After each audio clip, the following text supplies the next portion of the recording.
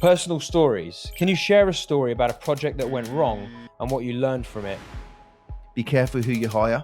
When I was growing Skyloft, I was drawn to bringing in people I knew because I thought that would be a safer way to grow a business, is having people who sort of know your deep values and what you stand for and what you work with.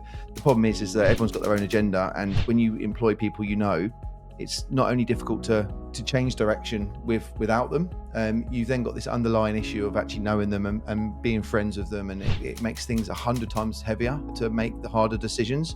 One of the hardest things I had to do was get rid of one of my best friends when I was setting up Skylofts. He was one of my right-hand person who was doing everything, a little bit of everything. And as we grew, we sort of chopped his job up into proper departments. And then it got to a point where, a few little mistakes were made, or a few massive mistakes were made, but ultimately there was no real job role for him, and having to take him for a coffee and say, look, the time we've worked together has come to an end. It's difficult. So that's a personal story that I thought I touched on. Be careful who you hire, would be my opinion. If you're in the UK and interested in property and business, make sure you subscribe to the Ground Up podcast.